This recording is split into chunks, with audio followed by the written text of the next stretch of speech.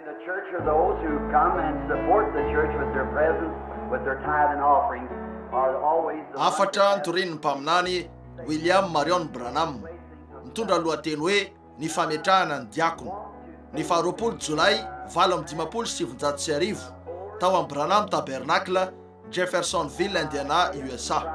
Here are all the church. If any of those brethren are here, which was ary zao zany hoe ny voalohany dia ny fametrahana diakona vitsy ato am-piangonana fa ny fiangonantsika kely eto dia masy mandidy, tsy manana anara-piangonana izy ty na hafa koa zay andefa ny diakony eto fa izy ihany no mifidy ny diakony, izy no mifidy ny pastorany, izy no mifidy ny mpandamin-drarahany, izy no mifidy an'izay rehetra raisina sesoriny eto amin'ny fiangonana, tsy hoe misy olona manokana manakolazaina anapaka ny rehetra fa ny fiangonana. Ary ny fiangonana dia ireo zay tonga sy manohana ny fiangonana amin'ny fanatrehany, amin'ny fahafolokarenany sy ny fanatiny, ka ireo foana ny manakolazaina ara-dalàna eo amin'ny fametrahana ny toy izany. Ary te hisaotra ny filakevitry ny diakona taloha ary lazaiko eto avy amin'ny fiangonana rehetra zany. Raha misy amin'ireo rahalahy reo eto dia rahalahy Cox, rahalahy Fliman, ry rahalahy Gimbontan sy rahalahy Desman, fa fanompona tsara no nomeny izy ireo antsika, nomeny tompo tato amin'ity tabernacle ity, ary tsindraindray arak'ireo fitsipy-dalàny ny fiangonana isa-taona dia tapitra ho azy ny fotoana voatendry ho an'ny diakona sy ny mpandamin-draharaha. Ary raha te hiverina izy ireo dia tsara, raha tsy te hiverina izy ireo dia afaka asiana izy ireo olon-kafa eo amin'ny toerany, fa nialy io filakevitra io. Ary ndray alina iny aho dia niantso ny filakevitry ny mpandamin-draharaha, fa efa misy ny filakevitry ny mpandamin-draharaha vaovao, ary tsikatro eto rahalahy Luther McDowell anio ariva mahafaly antsika ny fahitana azy eto fa isan'ny filakevitry ny mpandamin-draharaha izy fa iny. Nidina taty aho tamin'ity herinandro ity mba ahitako sy anamarinako ny fananana n'ilay taratasy efa voadika zay aseho amin'ny fiangonana ihany koa, fa ny mpandamin-draharaha eto amin'ny fiangonana ankehitriny dia rahalahy William Morgan, rahalahy Mike Egan, ry rahalahy Bankswood, ry rahalahy Roy Robertson. Ary avy eto amin'ity tanàna ity izy rehetra afa-tsy rahalahy Robertson zay mipetraka eo anelanelan'ireo tanàna roa reo. Hitan'ny tompo fa mety eo amin'izany ireo lehilahy reo, fa lehilahy mendrikatsy izy ireo, ka eo aminy ankehitriny ny adidy amin'ny maha-mpandamin-draharaha eto amin'izao fiangonana zao. Koa raha teo ampanaovana ny fivoriana io dia nanambara ny pastora Mpanamby fa hifidy filan-kevitry ny diakona vaovao sika, fefa sady tapitra ny fotoana ho azy reto no nisy nametra mpialana, ka nilaina ny nifidy diakona ho fanampiny. Eny ny fiangonana ny fomba nanaovana an'io dia zao, afaka manondro diakona ny filakevitra dia zay lehilahy efa nifaneraniserany ary hitany ho lehilahy mendrikaja sy marina. Ny anjara asan'ny diakona dia tena anjara asa lehibe ary aja lehibe eo amin'ny tompo ny ho diakona ao amin'ny fiangonana. Koa dia teo amin'ilay fivoriana indray ariva iny nisy lehilahy naroso teo amiko, ary rehefa niaona tamin'ny pastora taorian'ny ny zoma lasa teo dia nanaiky raha lehilahy fa lehilahy mendrikaja sy marina izy ireo. Ilay tovolahy hitan'izy ireo dia tsy tena nafeny fepetra, tsy hoe no izy karazan'olona tsy ara-dalàna, dia ilay anankiray natolotry ilay lehilahy mendrikaja avy amin'ny filakevitry ny mpandamin-draharaha eto amintsika zany, saingy rehefa nifanatona tamin'ny pastora ka nanontany ny taonandra tovolahy dia 20 taona mahery kely izy, mendrikaja, marina ary lehilahy tokoa, nefa hita teo amin'izany fa lehilahy tsy manambady izy. Mitaky ny diakona ho lehilahy manambady ny baiboly, tsy maintsy manambady tokany raha lehilahy. Avy eo misy lehilahy hafa izay tena lehilahy mendrikaja, tena navita tsara ny asa io ary hita fa ho lehilahy mahatoky ka nanondro azy ny rahalahy. Avy eo rehefa nodiniana ny aminy dia voatsela no natongavan'ilay rahalahy tamin'izao finoana zao, ka tsy mino an'io ny vadiny, ary zay no tsy nanekenan-dra lehilahy eo amin'ilay anjara asa, satria tsy maintsy manaiky an'izany ny ankonany rehetra, tsy maintsy ao amin'ny finoana ihany koa izy ireo satria ampisy ady zany. ary eo ampanaovana trano sika zao ka irentsika ny ametraka tsara n'ity fiangonana ity ary amin'ny mampiandraikitra ambonin'ny fiangonana dia tsy maintsy jereko ny fiazonana azy ity ho araka ny solatra masina ka hifanitsy amin'ny teniny rehetra ary noho zany ary efa hitan'izao filakevitra zao sy ny pastora fa mety sy ny mpiandraikitra ambony ny ifidy eo amin'izao andian'olo lety zao andreo lehilahy vitsy zay everinay ho lehilahy mendrikaja sy marina nitondra azy ireo ety ihany no azonay atao fa amin'izany avy eo ny fiangonana no manendry azy ireo avy amin'ny latsabato ataona dia anompo ary ireo lehilahy reo raha tsapany ny anaikany io anjara asa io dia hoe izy ireo mandritra ny fotoana fohy ahitany raha tsapany hoe mety Andriamanitra no niantso azy ary aty aoriana raha tsapany fa tsy vitan'ilay izy eo dia manana zo ny ametra-pialana amin'ilay asa izy ireo ao anatin'ny herinandro vitsy mba ahafahana manendry olo-kafa eo amin'ny toerana fa nahoana amin'ny fiandohan'ny fifohazam-panahy raha sitrapon'Andriamanitra dia tiako atao eto amin'ity tabernakle ity raha vao mahazo fialan-tsasatra kely eo anokana an'ireo diakon'ireo sika amin'ny fametrahan-tanana dia ireo diakona sy ireo mpitambola ato amin'ity fiangonana ity nefa tsy maintsy voatendry aloha izy ireo ka hitany eo ny fomba hitiavany an'io sy ny fomba hitiavany fiangonana azy koa raha milamina tsara zany amin'ny lafiny roa dia ataotsika ny atonga an'ireo lehilahy reo diakona voatokana toy ny fifidianana an'ireo mpandamin-draharaha tovyany ny mahamasy mandidy sy ny lalàna misy eo amin'ny fiangonana zany no ny tenin'Andriamanitra noho zany eo tsy afaka ilaza izy ireo hoe everiko fa ty lehilahy ty no lehilahy mahavita azy tsy zany izy everiny ralany evelona fa ty lehilahy ty no lehilahy mahavita azy na everiny filakevitry ny mpandamin-draharaha fa ty lehilahy ty no lehilahy mahavita azy tsy maintsy amin'ny alalan'ny fiangonana io tsy misy manao ninninona amin'ny alalan'ny tenany eto latsabato ataon'ny fiangonana io fiangonana masy mandidy io lay fitsipy-dalàna natao fahiny dia potika tamin'ilay tondra-drano tamin'ny 7:30 naverina iny adika izy reto ary ahatona iny amin'ny rindrina tsy oelo dia ny andraikitra ireo mpandamin-draharaha ireo diakona ireo mpitambola sy ny sisa ny pastora ireo mpanampy sy ny sisa tamin'ny fahasoavan'Andriamanitra voalaza tamiko zany fa 100% ny vatom-pifidianana avy amin'ny filakevitry ty fiangonana ity ny amin'ny ahitana izy ireo fa rahalahy Olin Ekerson dia lehilahy marina sy mendrikaja ary mifanaraka tsara amin'ny toerana io mba handray ny aja lehibe amin'ny mahadiakona eto amin'ity hoe tabernakle ity zao koa hitatsika fa tamin'ny latsabato nataon'ny filakevitra hoe rahalahy Collins ihany koa dia hita fa lehilahy mendrikaja sy marina no ny tenany hoe mpitoroteny dia angatantsika izy noho zany mba ho avy ary ho diakona eto amin'ny fiangonana ary tsy hoe diakona ihany fa ho mpanampy andralany vilona eo amin'ny klasiny sekolalady angamba na andray ny toeran-dralany vilona na zay mety ny antsona azy mba ho fanampinany ralany vilona rahalahy Collins zany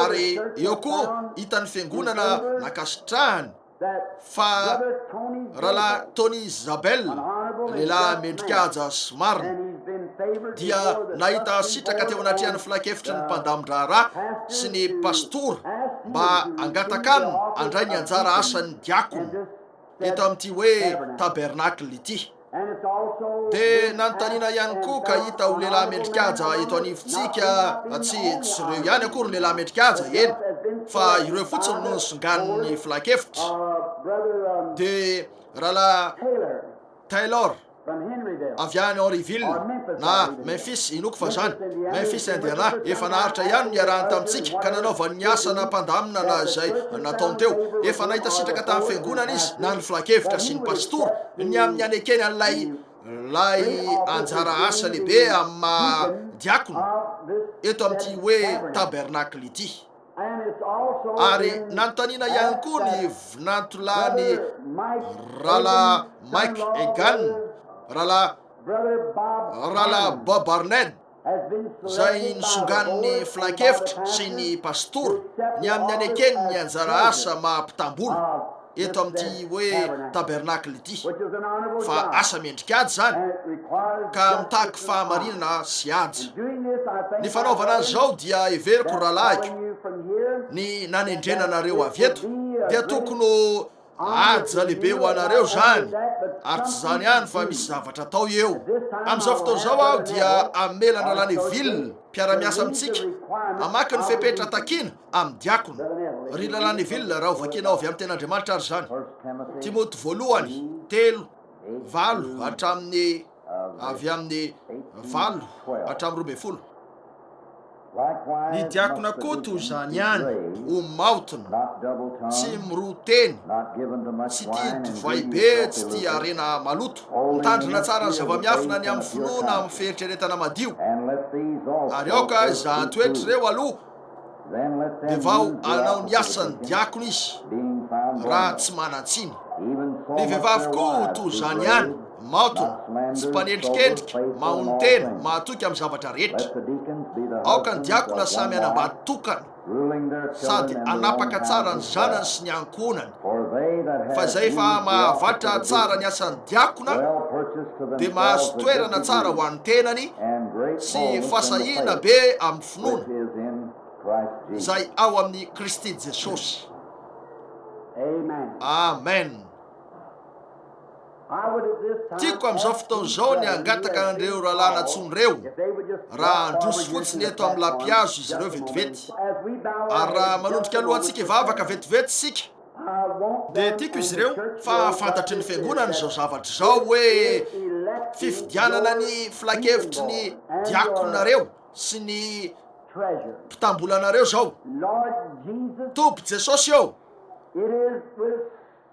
amin'ny fahatongavan-tsaina sy ny toe-pana araka an'Andriamanitra no anatonana ianao ankehitriny. Tombo zay amin'ny fanajana ny teninao masina indrindra. Tombo zay amin'ny finoana hoe aoka ny tenin'ny olona rehetra ho diso fa ny an'Andriamanitra no marina. Ary feno fankasitrahana anao zay ny amin'ity fiangonana zay novidiany Jesosy tamin'ny rano sarobidy ity, ka nanome anay an'izao trano ivavahana zao ary amin'ny mahampiandraikitra ambony an'izao andian'ondry lehibe zao arak'izay nanendreny ny fany masina isy anay. Dia miezaka zay ankehitriny ny anolotra eo amin'izao fiangonana zao anreto andian-dehilahy matoky sy marina zay inonay ho feno ny fanahy ary vonona ho amin'ny anjara asa. Toy zay voalaza indray mandeha ny amin'ny diakona hoe andeha mizahay eo aminareo zay lehilahy tsara laza sady feno ny fanahy mba hahafahany hitandrina izany raharaha zany, mba an'ireo manantena sy ireo kamboty, mba hizara ny vola ary karakara zay mahasoa ny fiangonana. Taona maro aty aoriana vao nivakinay teo ny soratra nataony Paoly olo-masina lehibe nandray tsindrimandry io zay nandefa fanabarana tamin'ny soratra masina ny amin'ireo fepetra takiana ny amin'ny toerana toy zany. Andriamanitra omeo azy ireo lehilahy reo. Ary eto io no safidy tompo amin'ny masimadidi ny fiangonana amin'ny mahavatany Jesosy tompo fa nataon'izy ireo ny fifidianana ary ka hitarika an'izao ampahan'ny fevrier zao amin'ny fomba miavaka amin'io anaran'i Jesosy marina sy masina io. Ankehitriny raha miondrika ny lohantsika, tsy ny lohantsika ihany fa ny fotsika koa, ary eo amin'ny mpikambana rehetra amin'ity fiangonana ity dia zay tonga eto matetika sy manohana azy amin'ny ampahafolon-karenanareo sy ny fanatitrareo ka raisinao mpikambana amin'ity fiangonana ity. Raha indro za sy ny pastora irery no mijery, ny pastora mpanampy raha Laneville sy ny tenako no mijery, antany aho raha hitan'ity fiangonana ity fa rahalahy Taylor dia lehilahy marina sy azo fidiana arak'izay farafahalalàntsika mba ho diakona eo amin'izao andian'olona izao. Raha ekenareo zany dia atsangano ny tananareo. Eny ary ankehitriny raha misy tsy manaiky dia atsangano ny tananareo. Saotranareo. Moa ve misy mpikambana amin'ity fiangonana ity mahita ny rehetra moa ve hitanareo fa rahalahy Olin Ikerson de lehilahy marina sy mendrikajy sady lehilahy hita masonareo mendrika ny ho tonga diakona amin'ity antsoina ho fiangonana ity. Raha ikanareo zany de atsangano ny tananareo. Raha misy tsy manaiky dia atsangano ny tananareo. Moa ve mahita ty fiangonana ity fa rahalahy Kolista de toy izany hoe lehilahy marina sy mendrikajy sady mendrika ny asan'ny diakona eto amin'ity fiangonana ity? Atsangano ary ny tananareo. Eny ary zay tsy manaiky atsangano ny tananareo. Moa ve mahita ty fiangonana ity fa rahalahy Tony Isabelle de lehilahy mendrikajy sy mendrika ho an'io anjara asa io de ny diakona eo amin'izao andian'ondry atao hoe fiangonana zao? Atsangano ary ny tananareo havanana. Zay tsy manaiky atsangano ny tananareo. Moa ve tsapan'ity fiangonana ity fa rahalahy Arned de lehilahy mahitsy sy marina zay efa niaraka tamintsika fotoana ela ihany mba ho mpitambola, mpitantsoratra sy mpitambola amin'ity fiangonana ity ka andamina ny toe-bolany sy andohany zay tokony alohany? Raha izany atsangano ny tananareo havanana. Misy tsy manaiky ve eto? Atsangano ny tananareo havanana. Iriko ny teny amin'ireo rahalahy zay mijoro eto amin'izao fotoana zao eo ampotitry ty aso fijaliany ity fa zao fiangonana zao tamin'ny 100 isan-jato tsy nisy nanohitra mihitsy de nahitanareo rehetra mendrika eo mason'Andriamanitra ho an'izao anjara asa ny antson'Andriamanitra anareo zao. Ankehitriny ianareo araka ny voalaza hoe aoka ho 100 toetra aloha izy reto ary jereo raha tiany tsara io anjara asa io ao anatin'ny herinandro vitsivitsy raha sitrapon'Andriamanitra de verina mba hametra tanana amin'izao andian'olona zao mba hanao azy ireo ho mpandamindra ofisialy na ho diakona amin'ity fiangonana ity sy mpitambolo. Andesika hanondrika alohantsika fotoana fohy. Tompo faly zay zao arivo zao fa mbola misy olona velonainy eto an-tany zay afaka mindram-pahadiovana eo anatrehany zao tolo zao amin'ny fahadiovana tokoa zay nahafahany tabernakla tamin'ny fitsipika entitra ananany andatsabato ho an'ireo lehilahy 5 hoe ho amin'ny toerana zay ahafahany ho mpitarika azy sady tsy nisy latsabato nanipaka. Faly zay ny amin'izy ireo ary tsapanay fa nombanay ianao teo amin'ny fandraisana an'ireo fanapa-kevitra ireo ny filakevitra sy zahay pastora. Andriamanitra o tahiro lehilahy reo arengane ka anatanteraka an'io anjara asa io amin'ny fony rehetra izy amin'ny fahalalana fa ahatonga azy ireo azo toerana ambony ao an-danitra zany. Ndray andro any rehefa ikatona reo bokon'ny lanitra engane ny bokon'ireo tenany lanitra sy ny boky lehiben'ny lanitra ka isokatra engane ny anaran'izy ireo ka ho 100 isan-jato hoe ho anatrehan'Andriamanitra sy ny mpamonjy ary ny tafiky ny lanitra rehetra ka ho toy zany ko ao amin'ny fanjakana. Tahio izy ireo tompo ary engane ka ataontsara io anjara asa io amin'ny anaran'i Jesosy no isaorana ianao ny amin'izy ireo. Amen. Te andray tanana anareo fotsiny aho, ry rahalahy Arned, ry rahalahy Zabel, ry rahalahy Collins, ry rahalahy Ikerson, ry rahalahy Taylor. Faly tokoa zay fanarana fiobonana tamin'ny lehilahy mendrikajy toy zao tamin'io fotoana rehetra io. Andriamanitra ritahanareo ary tsy hoela dia hitanareo raha vao mahazo fialan-tsasatra kely ka iverineto de ho hitako ny fomba hitiavanareo ny anjara asanareo. Eny ary avy amin'ny latsabaton'izy ireo zany ataoko fa 100 isan-jato io tsy nisy nanipaka mihitsy. Oh, tsy faly ve nareo fa miara-miasa ankehitriny amin'ny olona zay afaka ivelona eo anatrehan'Andriamanitra amin'ny fahadiovana ka mivelona eo anatrehan'ity tontolo ity nefa de eo amin'izany toerana zany. Zavatra matalanjo zany. Ary faly tokoa raha malala ny arivo fa manana tombontsoa manokana ny manana ny reto lehilahy reto sy ty fiangonana ity ho sakaizako. Faly aho fa namela ny iara-iasa aminy sy ny fiangonany manerana an'izao tontolo zao Andriamanitra.